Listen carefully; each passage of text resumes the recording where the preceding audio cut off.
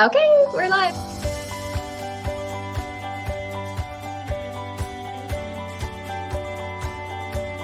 Hi, everyone. We are Sunflowers and Red Feathers. I'm Kristina. And I'm Stephanie. We are two moms living in the before and after of child loss. Join us in this journey as we share our stories of not only loss, but how life after loss can still be full of beauty, love, hope, and joy. Be sure to follow us on Facebook and Instagram and subscribe to our channel to stay up to date on when we post a new video. Bye. Bye.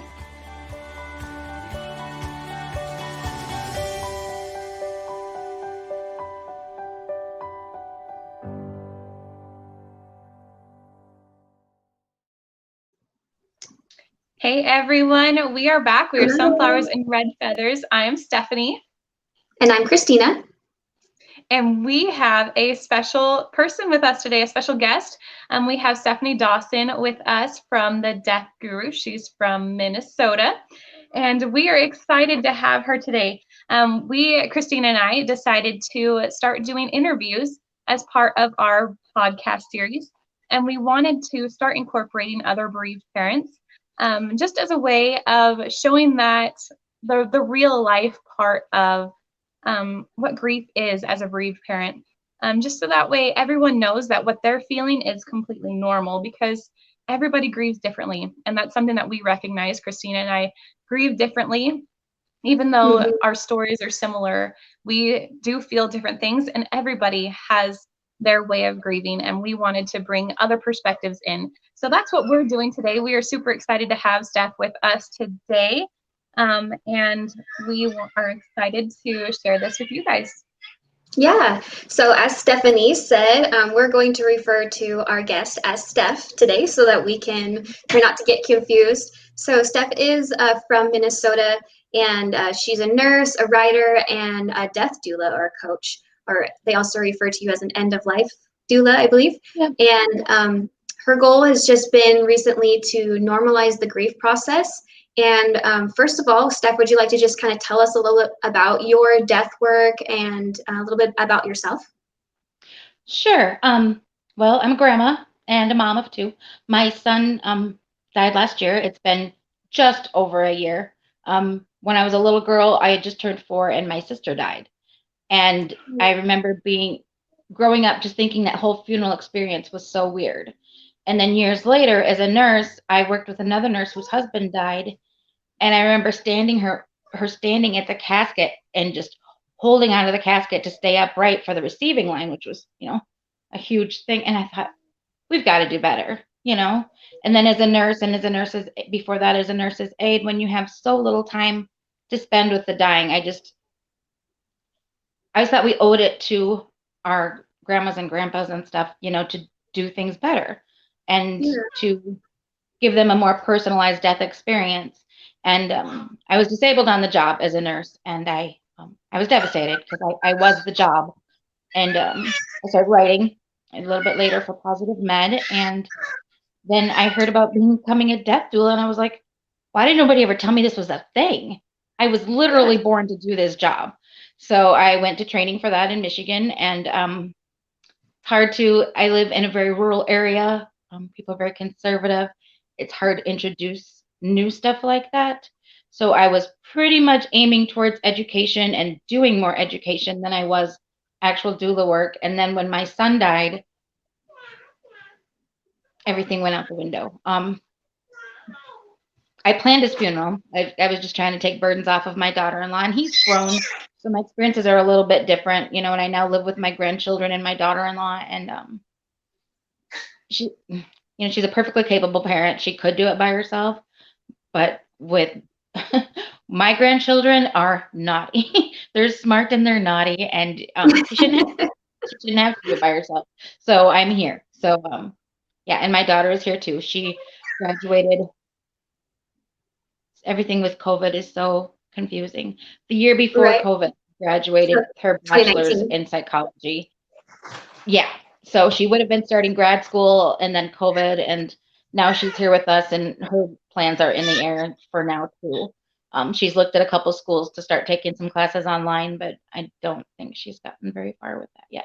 Anyway, so yeah, we're all here together, and I started thinking about education and the grieving process. And in my parenting groups that I belong to on Facebook, I spend 95% of my time giving advice. Like it's not my group, you know what I mean? But Yeah. just because I have so much knowledge of grief and the grieving process, I spend so much time giving advice. I was like, well, I could just do this. I might as well just Yeah. go talk to people. I've always loved the education part. And I was feeling a little bit guilty because I took that year to grieve hard and put all my plans for education on hold. But at the same time, I don't think it's a competition. I think we all have a unique voice and something unique to say. And I think that there's room for all of us to spread our knowledge. And, a big part of mine is to normalize the grief process, because it's hard for people to find like a death doula. So many people are like, what even is that? And I'm like, I hold people's hands while they die. And they're like, you help people die? No, I hold hands. I provide resources, support, grief support. We are, we can be hippie woo woo, we can be conservative. You know what I mean? We've got essential Different oils. approaches. Some of us have Yeah. Tibetan singing bowls. Some of us do grief reiki. You know what I mean? There's a wide range of services that you can get from your doula. I actually expanded to do ship and tele-appointments for Zoom, because our elderly population is so isolated right now with COVID. So yeah, and again, it's hard to get the word out there. So yeah, normalizing death. I grew up with a dead sister. We didn't have pictures out of Lisa. We didn't really talk about her. Do you My feel baby that's sister pretty was born. generational for you? Maybe, and my mom was so young. Lisa and I were 14 months apart. What do they call that? Irish twins. So, Yeah. so for me, it had a huge impact. For my little sister, it really didn't, because she was born a year after Lisa died, and so she didn't know her. She didn't grow up with her. You know what I mean? So it was a big part of my life growing up, and I think it made me look at things differently. But my younger sister is my half sister, and she had another half sister who died, and that affected her really hard. Yeah. So Oh, wow. yeah, Well, sorry, I think the work that rambled. you do is I think the work that you do is beautiful. I actually went to school to be a grief counselor well before I got married and started having babies. And so I worked with hospice. And so I worked with dying people, and I thought it was great. So I don't think I could go back and do that work right now, because it's all different. Everything I thought I knew about grief has completely blown out of the water. So isn't it though? Like I always knew, since David was little, I knew that there was a chance that he could die. He was born with a defective heart, and it's always, but nothing prepares you for the reality of it. Nothing. And that goes into the I'm next walking question around that I with a have hole in for my you. chest now that nobody can see. Yeah. But it's Right? there. It doesn't ever go away. You can still find joy, but it's so different.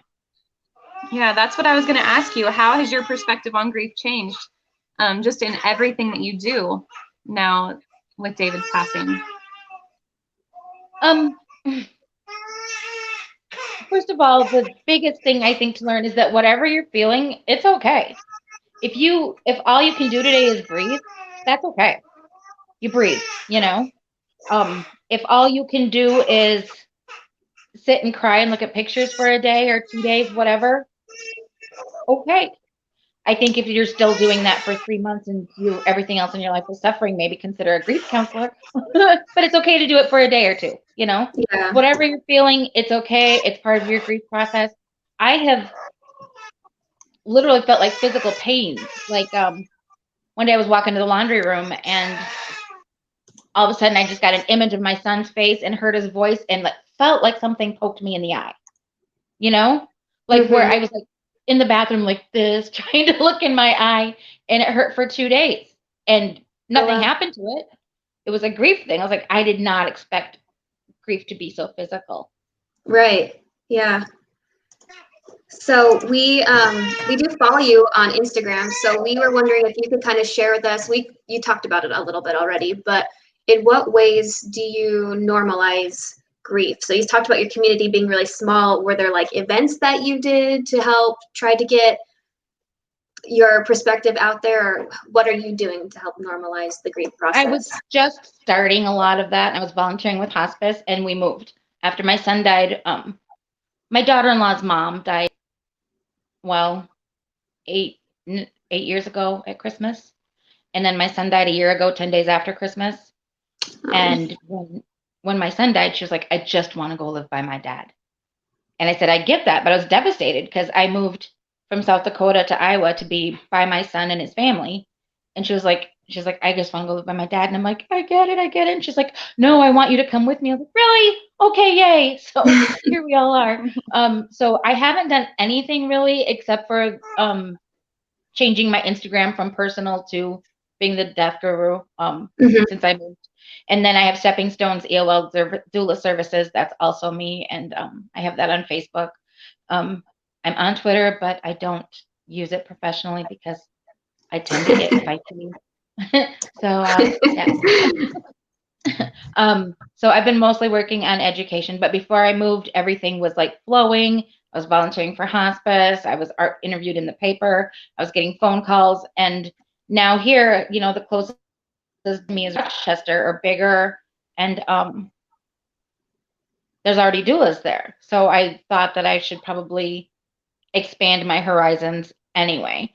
And once we get the doula thing out there, like a colleague was just hired at a hospice in Minneapolis to be their doula for their grieving, for their dying people, because we don't.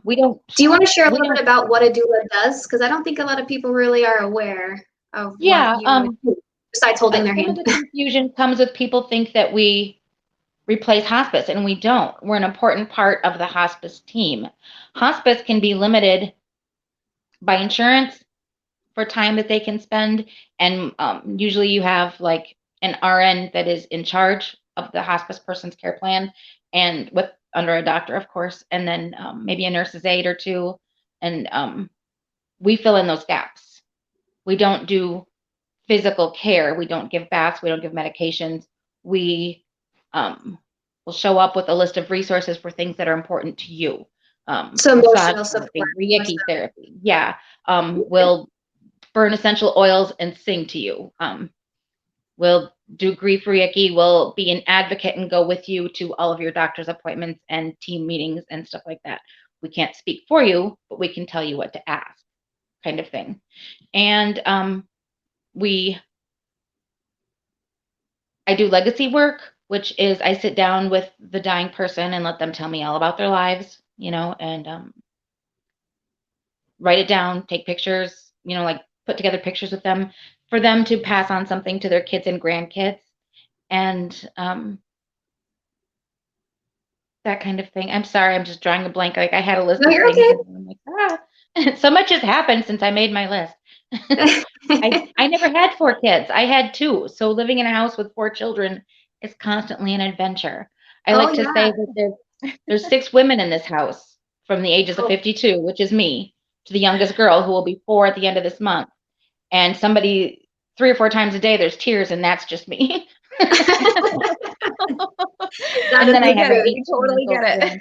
Yes. The lone boy in our house. Except for we have some boys, I guess. So we're all boys, but we still understand the crazy chaos. Yes, we do. Yeah. Yeah, I see a little cutie right there. Yes. Yeah. Sorry for the crying in the background, everyone. That's okay. I live with 4 children. There's always crying in the background. It's all good. So what ways are you trying to normalize grief in the public view? I want it to be thought of as less of an ending and more of a circle. Like birth isn't the beginning and death isn't the end. It's not a straight line. It's a circle. There's a whole circle of life, and there's whole important things. Part of the reason I wanted to do this is because I want to leave a legacy with my grandkids, like remind them how awesome their dad is. And one of the first things that I did was I bought everybody wearable urn jewelry. This is mine. It's a tree of life and it says always in my heart on the back. Oh, my daughter is not a big jewelry person, so I got her a keychain. So David's like her little guardian angel with her in her car. But I just thought this way they can have a little bit of their dad with them, because we donated him to science and they gave us back what was left. So Oh, Oh, that's that's it was awesome. hard, you know. Yeah. So I'm wearing my, yeah. I don't know if you can see it. This is Joshua's thumbprint. You have a thumbie too, don't Nice. you? I do, yeah. Yeah. Yeah, So I get, we weren't able to get that. We wanted to. That's so cool. Did either of you Yeah. get death tattoos at all? what was that? Yes, With I do. I have tattoos. one for my son. I can kind of see it. Which way do I go? It's the sun or a dandelion with seeds Nice. going out to birds. Yeah, that's for my son. Okay, cool. I don't. I have this is my only death tattoo so far, and I don't know if I can even get it on here. It's an unalome. I keep going. Yeah, it's the light is weird. But What's an We unalome? kind of see it. it's oh, sorry, are you still? Yeah, right here. We see it. Oh no, Oh, we we lost lost her. her. Oh, bummer. Let's see if she hops back on. Yeah, She I'm should sure be she able to will. hop back on. Sorry Yeah, for the baby, guys. He's That- gonna just be a part of our thing today. Hopefully she Um, can hop back on.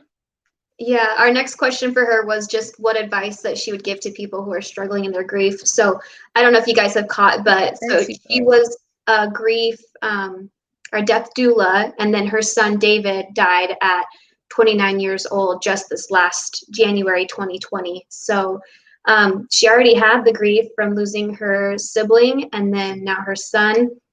And so Stephanie, how did you Add her back in. I clicked guess. Oh no, you kicked me off. Hmm? I think you kicked me off. Did you kick me off? No? Nope, I can still see you. Oh, Um, I'm not there. well, Anyway, I clicked guess and it let me let her in. sorry guys for the technical difficulties. Where's guest at? Real life Stephanie? problems. Where's guest at? It is down at the bottom. For some reason, my phone went black and I can't see what's going on. Oh, okay. Well, We're having great technical difficulties, guys. maybe we'll just call this episode a wrap. We'll be sure to send Steph some. Can you see me now? Oh, yeah, Okay. I can. And she is gone. I just tried adding her and she's not there anymore. What a bummer. Anyway, yes, Shoot. we should probably call this a wrap, but maybe we can invite her again. If you guys have any questions for her, let us know that we have some more content with her, because we'd love to have her back on to explain her work and how she blesses the lives of the dying, and how she helps normalize grief and all that comes with. Anyway, Yeah. if you guys aren't doing this already, make sure you follow us on Facebook, or follow us on Instagram, like us on Facebook, and subscribe to our YouTube channel, as well as check out our Etsy shop. We would love to have your support in any way.